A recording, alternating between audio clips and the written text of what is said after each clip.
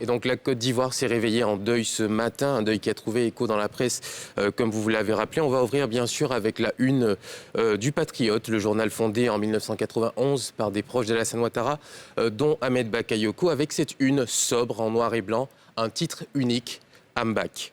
On va aller du côté de l'intelligent d'Abidjan, toujours en noir et blanc, qui souligne la grandeur du PM, une photo qui partage cette une avec des témoignages, notamment de figures de l'opposition.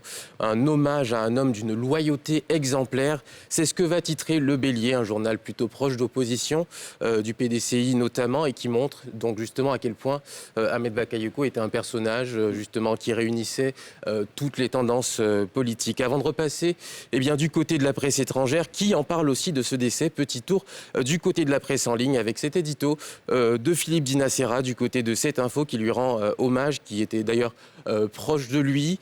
Et cette couverture qui pour moi peut-être est la plus parlante, celle d'Abidjan Soir. Pas de comeback pour Ambak, le séisme. Dans la presse sous-régionale, on parle aussi bien sûr de ce fauteuil de Premier ministre. On lui attribue le qualificatif de maudit. Une Côte d'Ivoire qui perd de Premier ministre en moins d'un an, il faut le rappeler. Ce décès, donc on en parle aussi du côté d'Al Jazeera, du Monde Afrique, qui va y consacrer plusieurs articles, des éditions spéciales dès ce matin du côté de RFI, auxquelles vous avez participé notamment. Et enfin, surtout, cet édito, Les derniers jours du PM par Marouane Benyamed, proche du PM et directeur de publication de Jeune Afrique.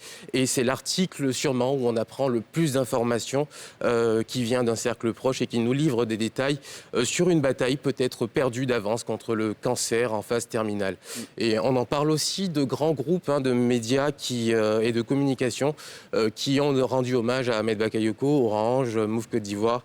Et on termine avec le rôle d'Internet dans la publication de cette nouvelle. On l'a appris, groupe WhatsApp, Telegram, réseaux sociaux, tout le monde s'est emparé de cette nouvelle bien avant l'annonce officielle à la télé nationale. Merci Pierre pour ce retour donc, sur la couverture médiatique de cette information tombée donc hier 10 mars, la disparition du Premier ministre, ministre de la Défense Ahmed Bakayoko, qui d'ailleurs avait été récemment reconduit dans ses fonctions de député de Séguéla.